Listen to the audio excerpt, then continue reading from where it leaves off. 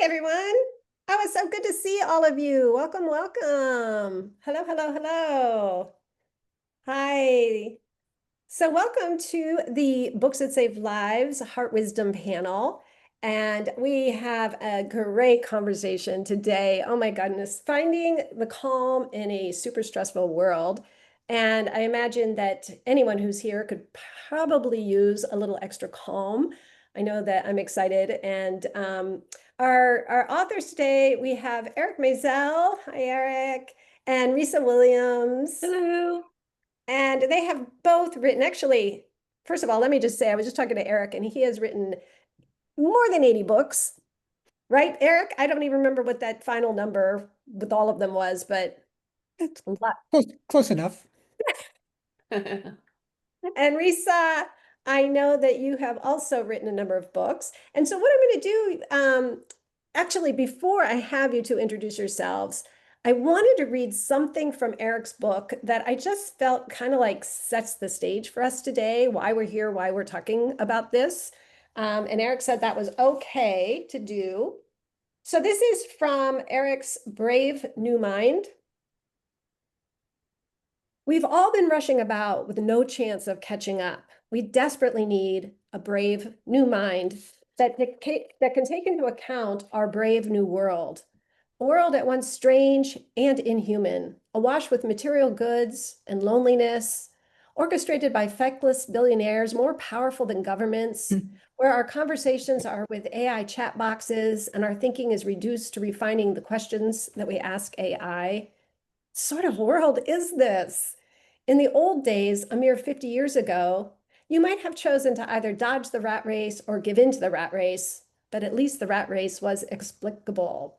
You wore a suit and towed the company line, maybe while keeping half an eye on a lookout for a better job. Now you are a ping pong ball bouncing about in a global game, all wrapped up in side hustles, startups, 100-hour weeks, while glued to a device, your phone, that is the slave master of this brave new world. So, wow, right? I mean, Eric, when I read that, I was like, it really sets our context of where we have come to, and, being someone who was around 50 years ago, I do remember the simplicity, and I'm excited to launch from here into how we find more calm. And I'm going to go ahead and start with Risa, if you don't mind, if you would just be willing to introduce yourself, tell us about how you got into this work that you're doing, and maybe also if you would include like your favorite practice right now for finding Mm, great. Well, first of all, Eric, I loved that. I loved everything you wrote. I was just nodding along, like, yes, yes, I really feel that. I'm a therapist here in Los Angeles. I'm also a writer. I have a bunch of books out, and my specialty is stress reduction and time management skills. I work with a lot of clients with ADHD, a lot of clients who are very, very ambitious and taking on a lot in their lives, or I call them like chronically busy people. And they are the types of people who never feel done with their to-do list. So that's something I hear a lot of from people in general. My to-do list never feels done. I feel like I'm rushing around, like I'm on a hamster wheel of stress all the time. And I work with people who achieve really big goals, but yet struggle to connect with the feelings emotionally that they want to feel at the end of those goals. And I think that's sort of a starting point for me when I work with people is, where do we want to go emotionally? What do we want to feel as a result of accomplishing all these things we're taking on? And can we be practicing those feelings along the way instead of this idea of putting off feeling the pride and the happiness and the relief when we hit these giant milestones, which honestly, from my point of view, I don't see that happening a lot for people.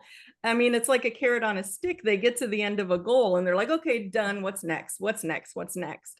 And we're not pausing enough to kind of burrow in there and feel the feelings and like give ourselves a pat on the back and take a break and feel like, wow, I just came a really long way. Let me just sit here and appreciate it. And we can practice that in little moments throughout the day with everything we're working on, those connecting with the feeling place of goals. Risa, I love everything you're talking about. Oh my goodness. I'm like, oh, yes, yes, yes. I love that so much that you're really helping people to feel the joy of their lives, really. Yeah. Um, and when you said that about sort of, checking in and feeling things and celebrating throughout the day, was that your favorite practice right now, or do you have another one? Yeah, that's pretty much it. It's like learning to take really small, measurable steps that feel really easy to your brain, but then acknowledging that you took that step somehow. For me, what I do is I keep like a small wins journal that I've been keeping for about 5 years. And it's helped me overcome my own imposter syndrome and burnout tendencies. Because every day I write down 3 things that I did, whether they were tiny little things like I sent an email to somebody or I moved something forward or I remembered to take a break or anything. It can be related to self-care or any of the goals I'm working on. And then I track it. I sort of write a bullet list, like I did these 3 things. And over time, at the end of each month, I force myself to go back and reread everything in like a monthly review because I find that brains are fickle and our memories are fickle. So we don't remember a lot of the stuff we do. And if we don't remember it, we can't give ourselves credit for it. So when I work with these clients who are doing amazing things, like mind blowing, big, huge things, they're not giving themselves credit for hardly any of it, hardly any of those little steps along the way. And then they almost feel a sense of letdown when they get to the end because they haven't really been exercising those feelings and noticing and acknowledging and becoming a mindful observer to their own journey. It's like they're just rushing through it and then they dismiss it and kind of like in a mean way towards themselves, and I'm guilty of that too. If I don't slow down and kind of take notice and make myself review and give myself credit for all the hard things I did or all the little steps, which are sometimes harder than the big steps. I'm guilty of that too, where I won't feel the feelings of pride or feel the feelings of, I did it. Wow, I came a long way since January or a long way since last month. So I'm trying to build this idea of looking backwards frequently and then acknowledging what you've done so that you can Yeah. really sit in the moment and notice where you're at now. Oh, Risa, I hope everyone just took note of that, like to have a small wins journal. I do it by audio. I Ah, have, nice. love to have audios and to capture them in the moment, maybe with the excitement in my voice, like, oh yeah, I just sent off this email. That was really hard to do. I And then love that. yeah, when I hear them later, I get to kind of celebrate with that part of me. But I love that small wins journal or audio, whatever, to capture them. You could even do some of my clients, they're not inclined to write. They don't like writing or recording. So I have them take a snapshot. Like you sent off that email that took you forever to write, just take a snapshot of the screen. Or I had one client who was working on daily walks, right? So she would take a picture of a tree she passed that was like the end of her walk. And then Yeah. every day she notices that she takes a picture of the tree. So you could do it with photos. It's really powerful. But the most powerful part of this tool is the review. So not just taking the photo and then it just vanishes, right? It's like make yourself look, oh, what was that tree? Oh, that's right. I did that walk. What was this screenshot? Oh yeah, I sent it off. I did that thing. And it's really the review that cements it in our memory and forms that pathway in our brain so that we remember the good parts and the parts we should be feeling proud of more often. Oh, oh, I love it, Risa. I love it. Thank you for starting us off with that. So powerful. Like Sure. already something practical that we can do. Uh, so yeah, welcome. And Thank you. Eric, it's so good to see you again. Welcome back to the Heart Wisdom panel. I'm going to ask you the same. If you would tell us about your current work and anything that's sort of top of mind or heart for you, and then your current favorite practice. Well, there was so much to follow up with what Risa was saying, but I'm going to go in my own direction Okay.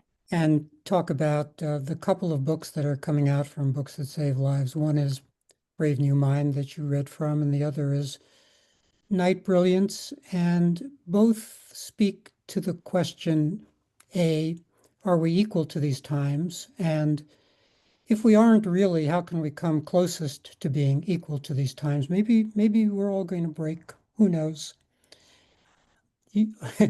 evolution takes millions of years, and we're just a speck in that, and we may not be ready for this moment, but let's act like we are for the moment. In Night Brilliance, I present the idea of sleep thinking, which kind of goes in one ear and out the other for most people. They immediately think I'm talking about dreaming, but I'm not. We do two things as we sleep. One is we dream, and the other is we think. They're in different times of the night. One is in REM sleep and one is in non-REM sleep. Folks don't understand that they do all this thinking, and more importantly, they don't understand how valuable this thinking can be if they harness it. And the harnessing looks like going to bed with a wonder, a sleep thinking prompt, question. I wonder what Mary wants to say to John in chapter 3 of my novel, or I wonder how I can get that raise at work, or some wonder, Yeah. some light wonder, not a worry.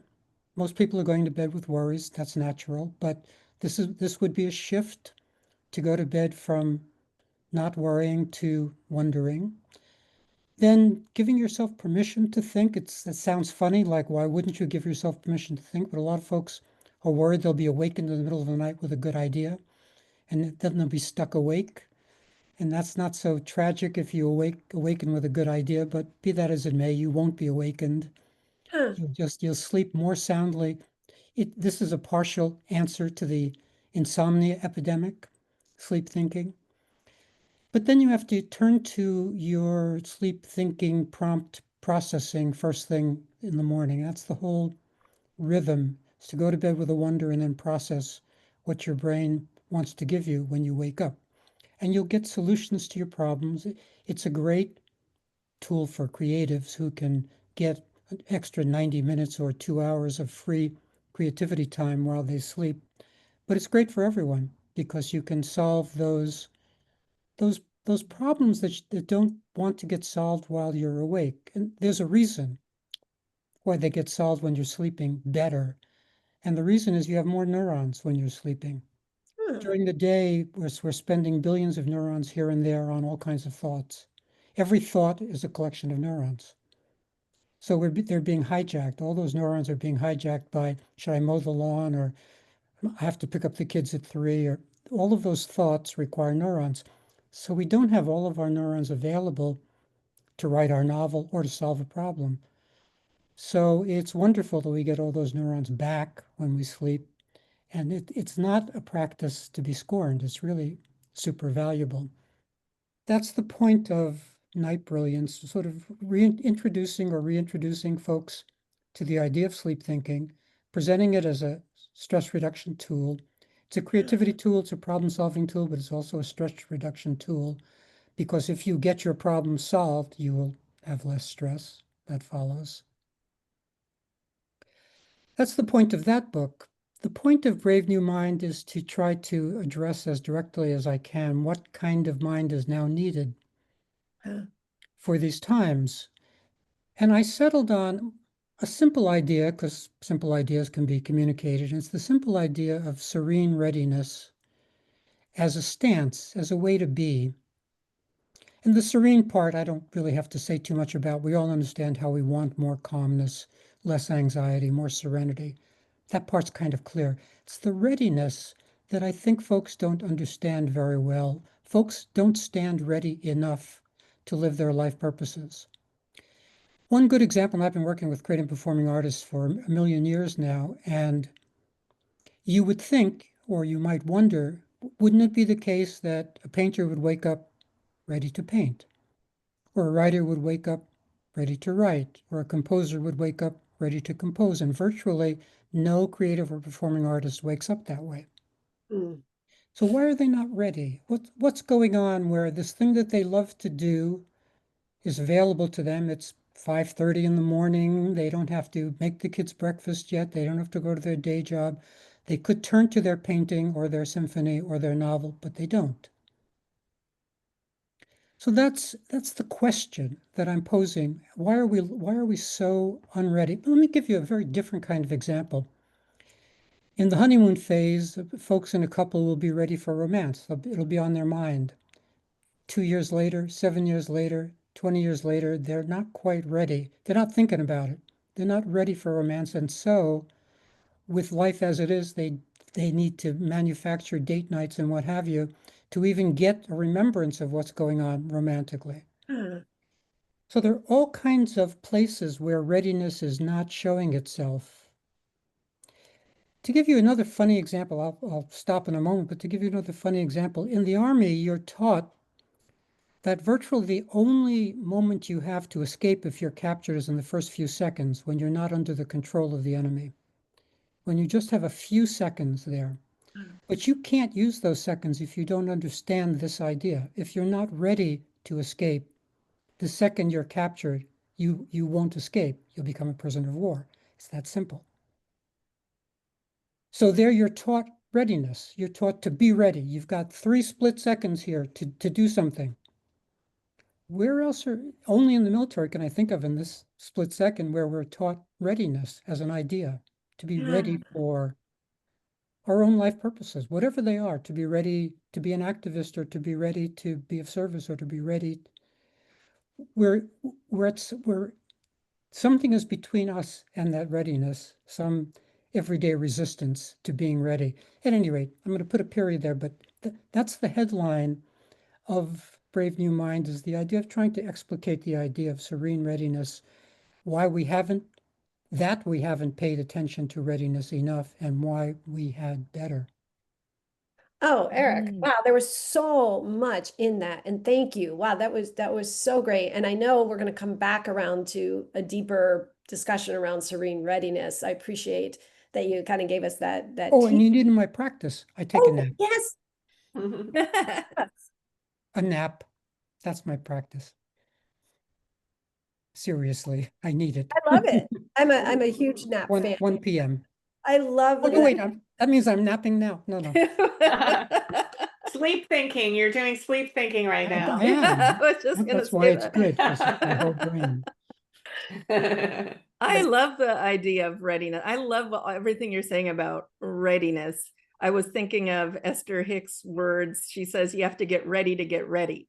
And I think it's kind of about intention. So I have a tool in Get Stuff Done Without the Stress, which is called the HATS method. And that's sort of my way of getting ready, where I picture like every new segment of time I'm going to go into, I have to put on an imaginary hat to get myself in the mental gear for what I need to do. So right now might be like podcast hat or, like public speaking hat. But then after this, I go pick up my kids. So then I have to put back the mom hat on. But I actually picture it like hats that you're switching. And I teach my clients to like draw out all the hats. They could be responsibilities, jobs you have to do, things you have to switch into. Because although I'm a mom all day long, and that never changes, I do have to intentionally, like when I'm done with work, switch into that so I'm present for my kids. It's about being present. And like you said, like being ready for coming out with those skills as opposed to therapist skills or professor skills or whatever role I'm playing. So I think that's how I visualize what you're saying is like, I'm thinking about the next segment of time.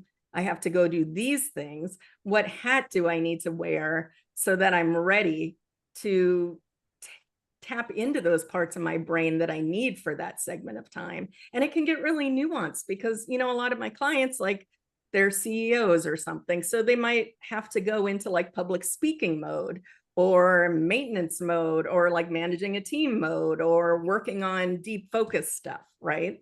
And all of those are different parts of your brain and different skill sets that require energy and focus. So I think it's about becoming way more intentional. What's ahead? What gear do I have to shift in? And what kind of predicting like what parts are going to be stressful and tiring of that thing, instead of just always trying to wing it like, oh, I'm here, I have to do this. And it's almost like you said, we're not ready then. We're not showing up ready. And it does drain our energy to kind of figure it out as we're being thrown into each thing then, if that makes sense. Teresa, I love that. And as a hat wearer, I love that part in your book and how you have all the little drawings of the Yeah. Just as a little aside, like the way that you make some the tools sort of come to life in the book that way, which was amazing. Oh, thank you. I like visual, putting visuals on things that feel abstract and not tangible to most Yes. people, like time and energy and mental gears. If you have a little visual that goes along with it, it makes it a lot easier to access it quickly, I think, for a lot of people. I wanted to take a quick moment and just make sure that we introduce Brenda. Hi, Brenda. Hello. I know that everybody knows you, but I particularly wanted to just say hello and also bring you into the conversation so you could tell us how did you find these two authors or whatever you want to say about bringing them together into Books That Save Lives. Yes, well, I've been thinking this is one of the most perfect pairings of the history of Heart Wisdom because, both of them are offering ways to deal with like the super stressful world we live in, whether it's like your job or the news or external things or family, like we all have stress coming at us left and right. So these coping mechanisms like are deeply helpful and in part, like, both of the books I acquired very selfishly, like to help me with manage my own stress.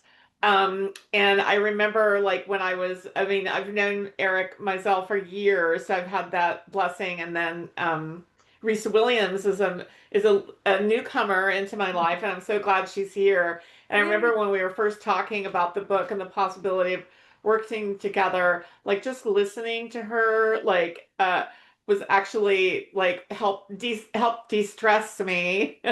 So thank you for that. And then like the title of your book and like some of the ideas of your book are something that we incorporate like into our meetings, like sort of unofficially. I remember talking to my partner Duncan McLeod, who's here, and we were like, it was something early on where there was like ways to do things, and I think I had the most stressful way of approaching something in mind, and he had this look on his face, and I said, "Oh, we need to get this done without the stress." And he said, "Yes." So I just wanted you both to know, and then the idea of like serene readiness, like I latched onto that, like, like a lifeline. And I think that both of your books are just so profoundly helpful to people that I do feel proud. I know they're saving lives.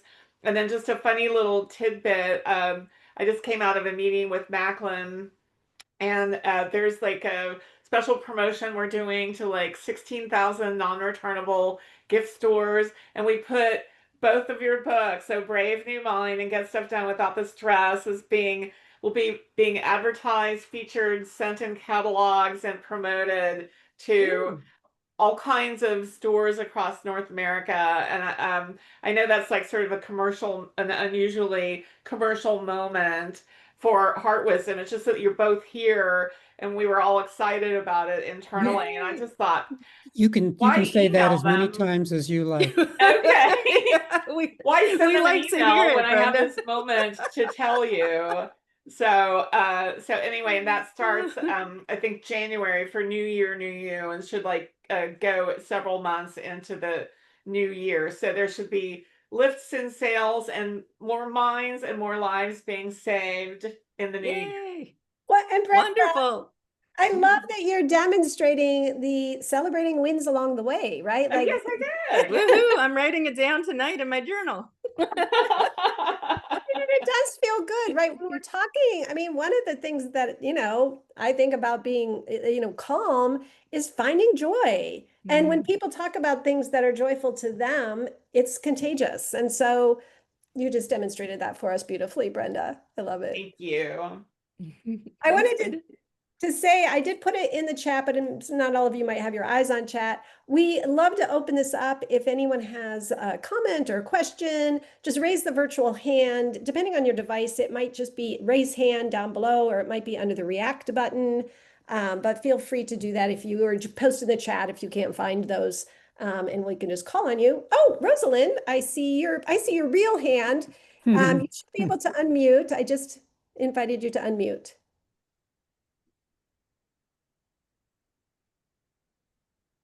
Let me try again, okay? See if it will. You should get a little, will it let you unmute?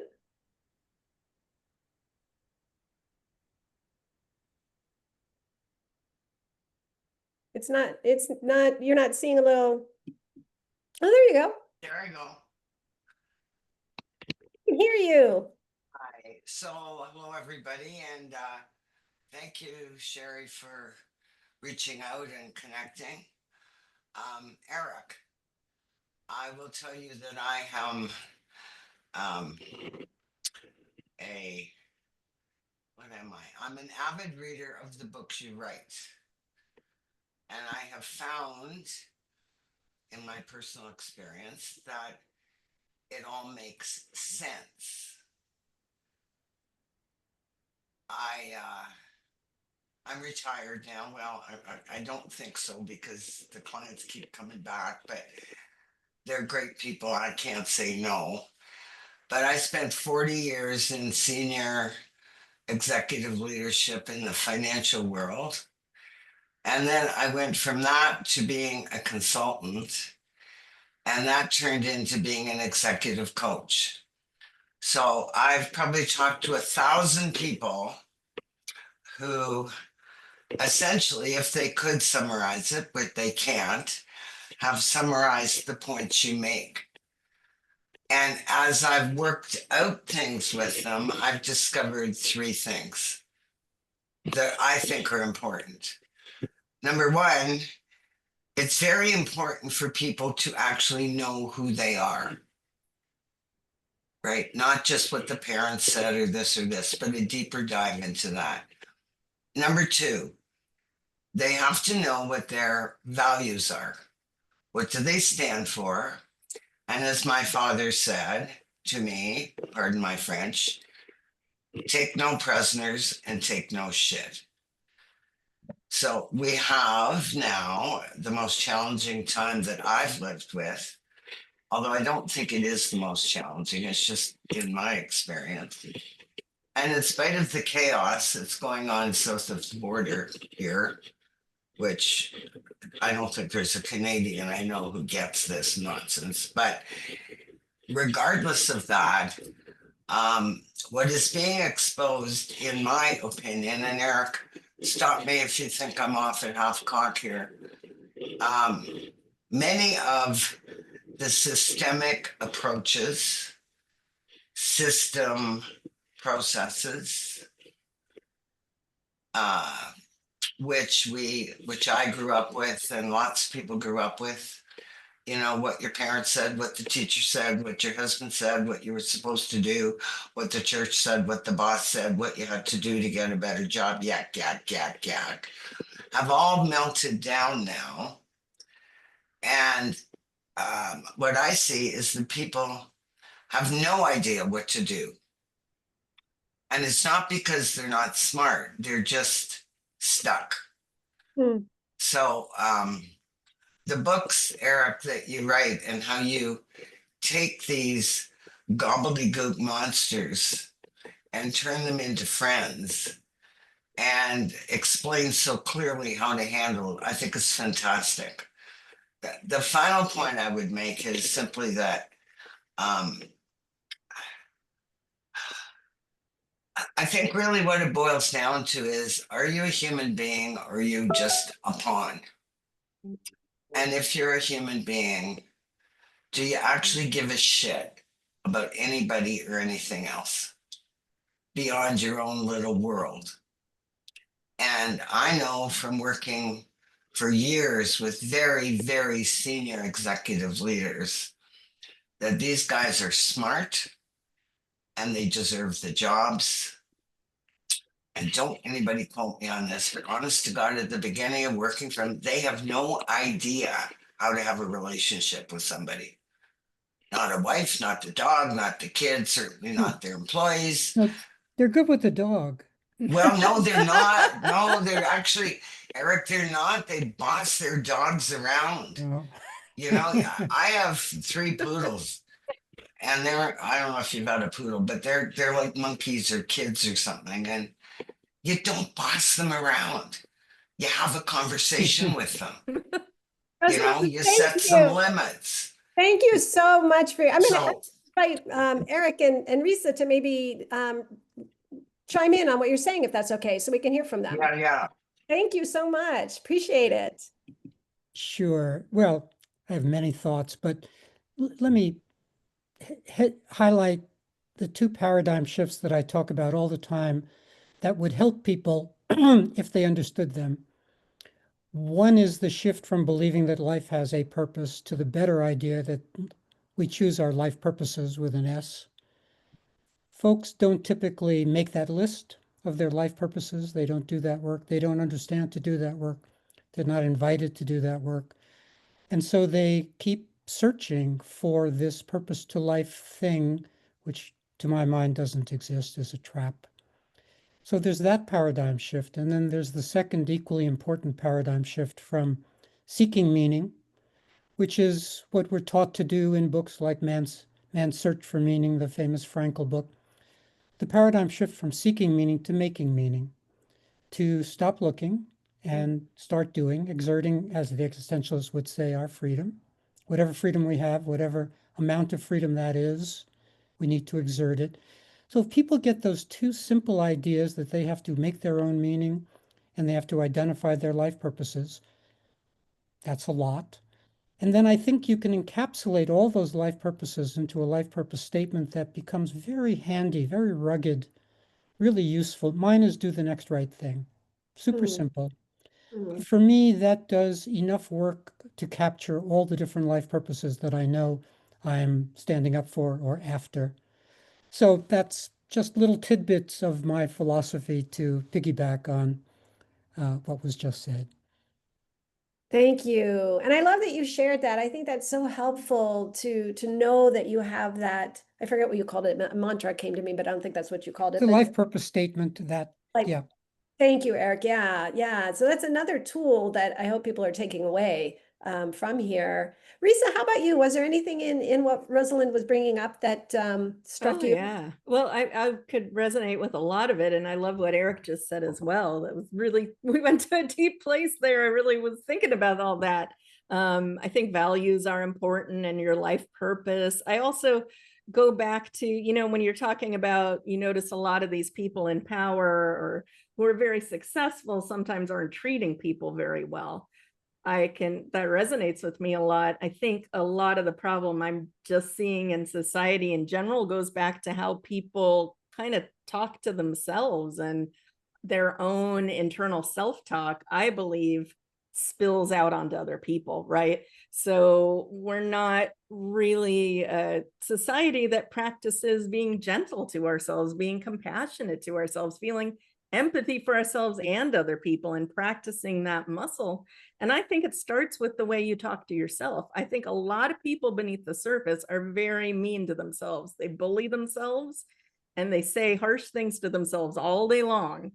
And then it comes out onto how they talk to their kids, or how they talk to their wife, or how they talk to their assistant. That internal dialogue, it's not like we get a pass and some of us are very nice to other people and we're very mean to ourselves, but eventually that contrast is going to spill out onto other people. When you're feeling stressed out, when your stress gets really high, that's Yeah. when we see that internal dialogue spill out onto other people. That's when you catch yourself barking at somebody and saying something and you're like, whoa, that's it. Where did that come from?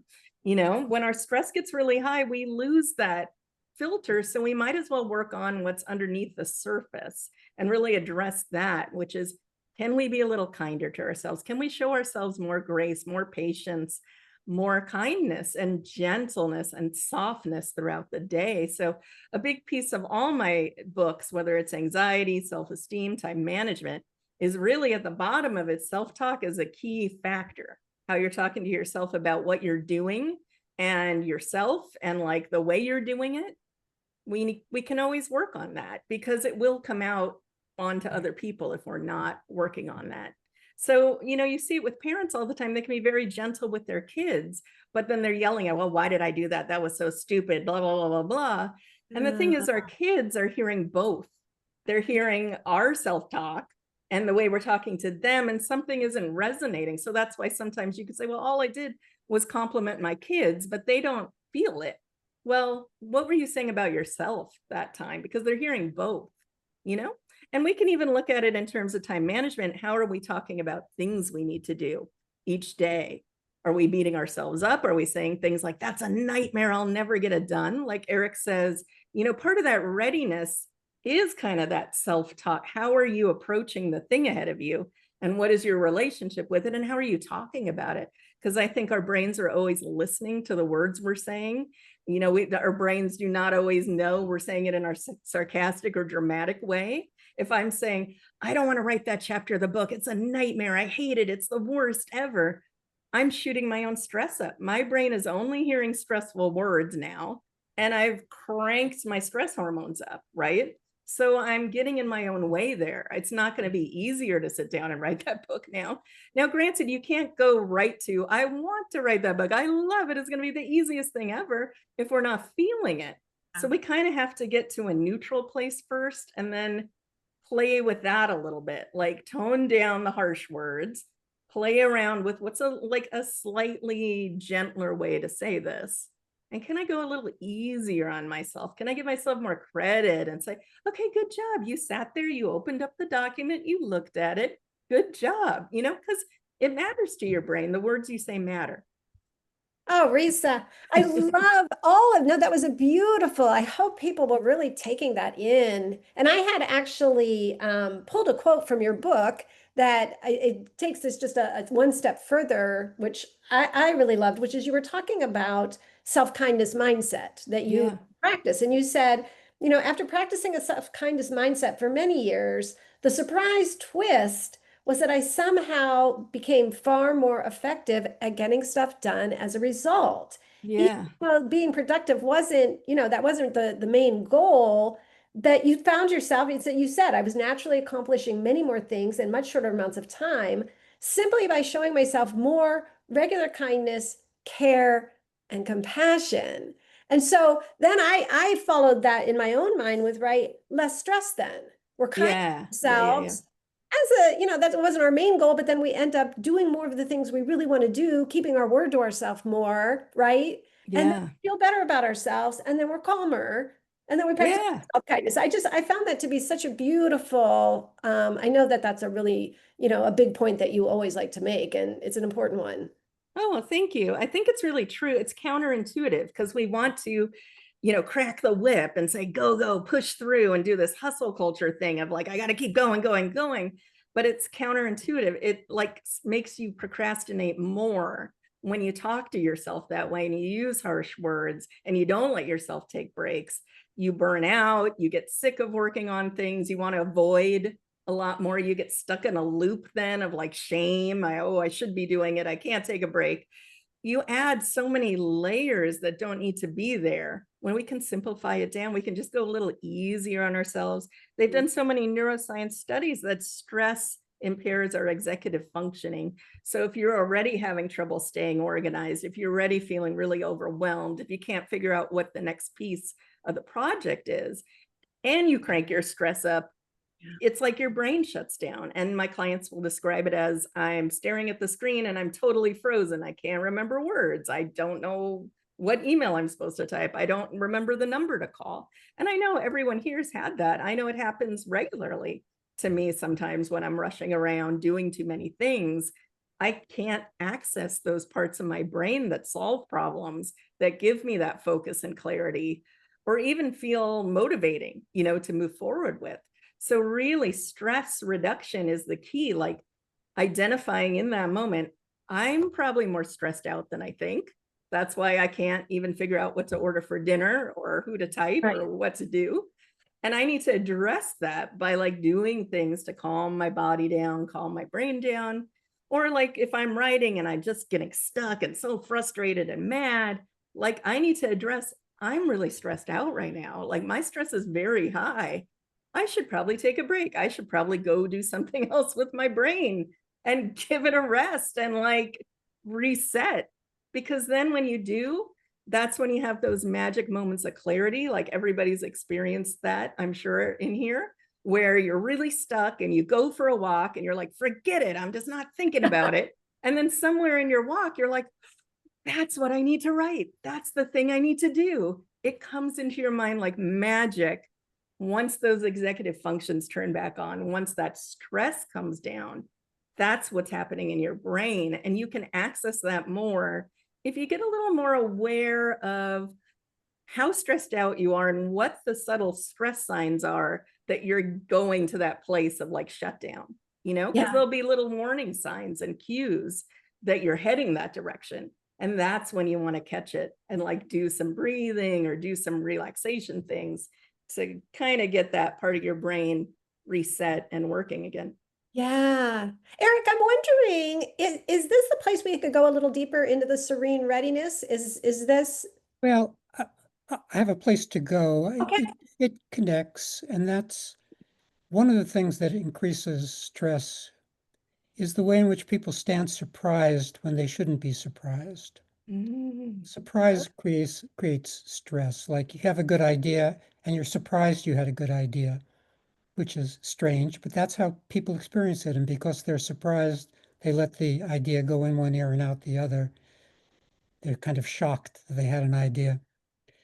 We were talking about authoritarians, bullies a moment ago. People are surprised that authoritarians exist. Why are we surprised?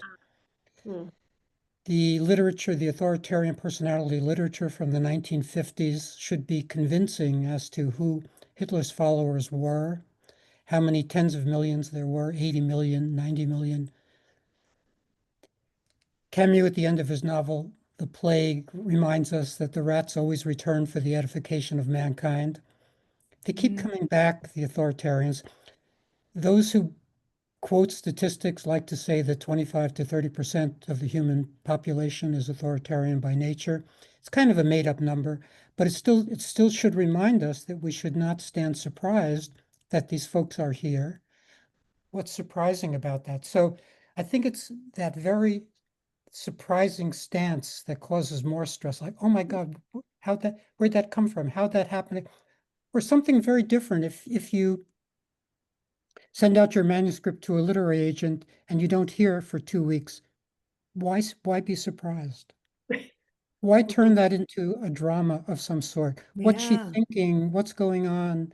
She hates it, etc. We do, as Risa was saying, one of the things I say about what Risa was saying is that we want to think thoughts that serve us. Mhm. And I say it that way to make sure people understand that even true thoughts may not be serving us. Yeah. Mhm. You know, Wow. if we have the thought, wow, there are a lot of writers out there, that's a true thought that doesn't really serve us particularly to think if we want to do our own book. So there are tons of true thoughts that we don't want to be thinking. And when we get one of those true thoughts that doesn't serve us, we need to know how to dispute it instantly. That's another place for readiness. Cognitive therapy only kind of works if you're ready to make it work. If you hear the thought and don't dispute it, well, then you had the thought. Yeah. So that disputing part is necessary.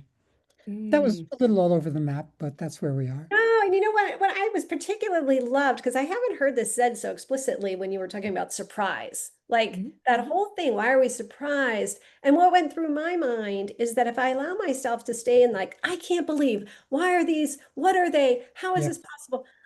First of all, I'm not accepting that this is actually what is. And so that Yeah. doesn't allow me then to take any sort of generative steps toward Yeah. anything else, right? I'm just in that drama as one of you, I can't remember which one of you said it, but it's just a That's dramatic right. place to be. No, it's true. Yeah. I'm thinking of, maybe it's sort of like the Buddhists say with the middle path or stoicism, where we want to sort of, I think it's like a neutrality almost. You want to sort of feel out that neutral middle path between the extremes and consider things that may or may not happen without tipping way off into anxiety, or not tipping the other way into inaction and procrastination. So it is this kind of delicate balance we need to find in this stressful world, where our calm may be is sort of in the middle, is sort of in that place of neutrality and not the big reactions that are sparking the stress hormones,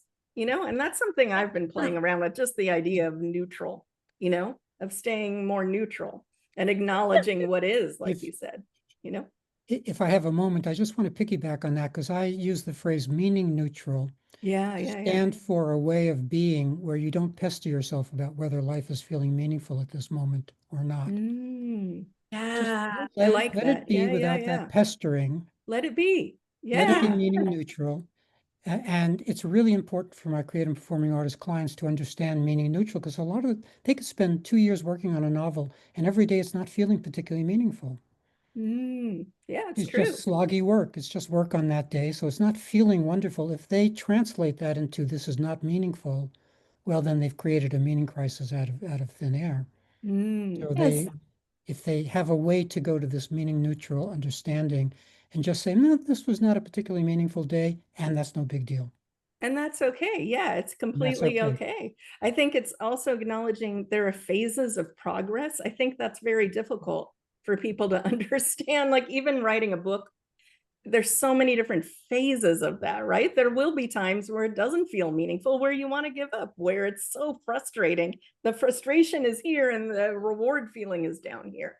And Yeah. that needs to be part of the package when you think about writing the book, right? Instead of just seeing, that picture at the end of the finish line, all the praise and excitement and whatever, when you sign up for it, are you being kind of practical about like there's going to be lots and ups and downs and I'm going to hit roadblocks and there's going to be long stretches of time where I have to like really just take it one step at a time I'm not in going to order. stand surprised if I don't love every paragraph. Exactly. Yes.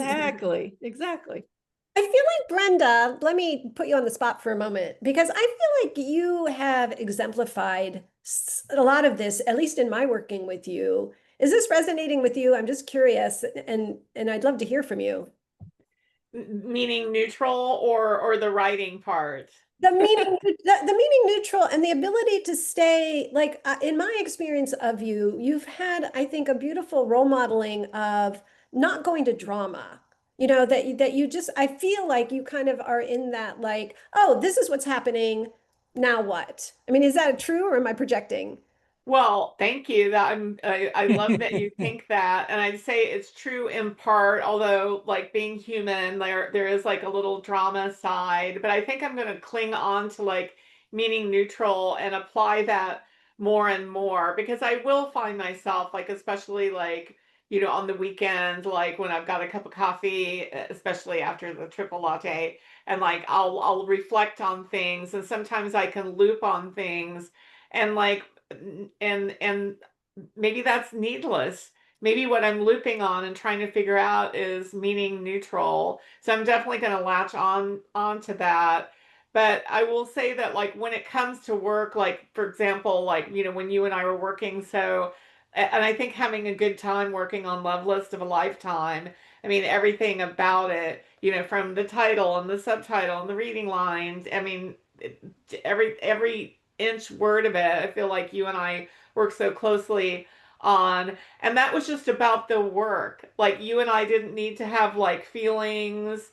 I mean, it was just about, and I remembered that it was almost like a mindfulness practice that somehow I picked up, I think, from Jan Johnson at Rebel Wiser. Always, if you always think about the reader, what the reader needs, Yes. what the reader's looking for, you will always do the right thing. So I know that's what we applied over and over again to your book and to Reese's book and to as many of Eric's books as I can get my claws onto. Like if you serve the reader, like you will always do the right thing, and that's pretty, I mean, and that's a high goal, and that also like relieves you of like whatever feelings and emotions you have. It's like a North Star to aim for. Yes. Oh, I love that so much. And you're right. Like you would bring like I think sometimes I did fly off into some like crazy emotion. Mm. But you would always bring it back to that, and it kind of reminds me of Eric's, is it do the next right thing? Was that your do the Hmm. yes. It kind of reminds me of that, right? Like, oh, well, the next right thing in this case, what's going to serve the reader? In another case, but to ask ourselves, I love that, what is Right. the next right thing?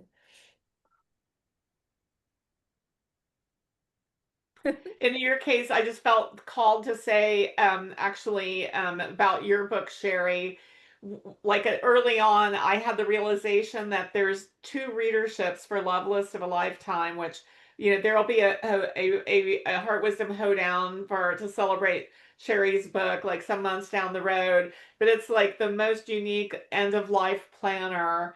But early on, I was like, the readership for this is both the person that is facing their mortality and being helped to do it in a positive way, by you, by your voice, your very distinctive voice, Sherry. But then there's the loved ones and the relatives that are reading it later. Yeah. And so we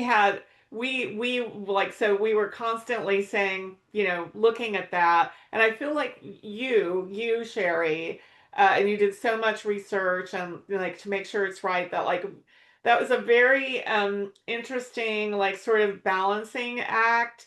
And it was new for me. I've never done anything like that where there was like 2 distinctly different readerships for a book. But I feel like we really did it. And so I feel like there was a little stress, but we got it done with the least amount of stress we could. And there was also there's that book offers serene readiness. I love that. Thank you, Brenda. Thank you. Thank you. October You 29th. just tied everything together. She did. Thanks to this coffee. We have about 7 minutes left, and I want to check in, Risa or Eric.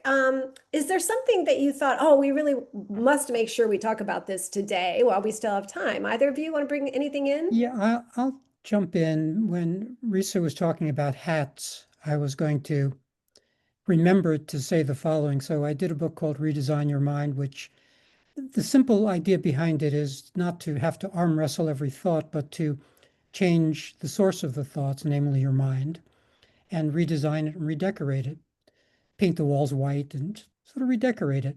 And one of the redecoration ideas was to have a chest of drawers. One of the drawers has hats in it for exactly the reason Risa was saying, so that you could go to the room that is your mind and open that drawer and decide what hat to put on.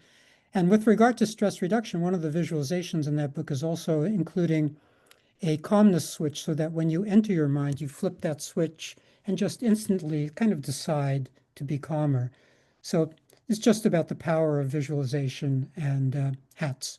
I think that's so cool. We thought of the same Mhm. analogy there. I have something called the calm zone, which is like a box I want you to picture. And all you have to do is think of what things put you in the calm zone.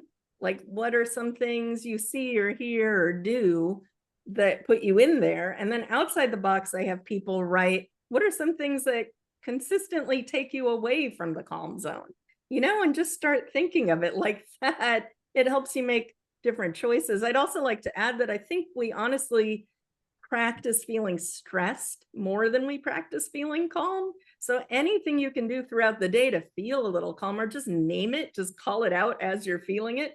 Ooh, I feel a little calm. Ooh, that's cozy. Oh, that's a little relaxing. Just say it to yourself so that you're at least identifying, I am practicing feeling those things a little bit more, right? So often we're doing the opposite. I'm so stressed. Just to piggyback on that, I did a book called 10 Zen Seconds, and the idea of it was to drop one of these thoughts that Risa was saying into a breath, to marry the physiological benefits of breathing with the cognitive benefits of thinking thoughts that serve you. So of course the thought has to be short enough to fit into the inhale and exhale of a breath. I just call these little bundles incantations, but they're little bundles of breaths and thoughts, and they're cool things. That's so cool. It is reminding me, so I happen to be lucky enough, I'm staying at a friend's winery, and she has lavender fields. And I was just thinking, Brenda actually has been someone who's influenced me about using scent as a calming. And so I was feeling stressed about something and walked out, and I just started rubbing the lavender on and saying, Risa, to your point, like saying to myself, oh, this is calming. Oh, this is really, my system likes this. And trying to just repattern, right? To come back into the house feeling calm. And Brenda, I know I think that's something you still use, isn't it? To scent. Absolutely. and how I mark the end of my workday and starting my civilian time after hours is I light a scented candle, and usually like every other week there's a lavender candle because it really is very calming and soothing. And if you don't have candles and you have like some dried lavender around, just sort of crush it a little bit in your hands, and it will sort of reset, a tiny little reset. And I love this. I mean, there have been so many tools that have been offered during this past almost an hour. We have a few minutes left, but and I love that some of them, or in fact, most of them, I think, have been easy, like you just said. Brenda, tiny little resets. Mhm. Any last minute, Eric or Risa, any last minute, like those kinds of quick, oh, this is something that I do to calm myself. Well, just to to drum in the hats thing more, I'm so thrilled that Eric also thought of the hats thing.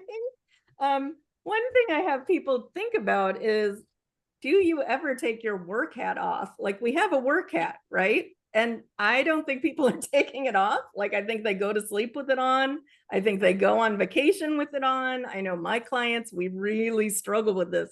Can you take the work hat off? Can you take all the hats off for a brief period of time at the end of the day and think, I don't have to be or do anything.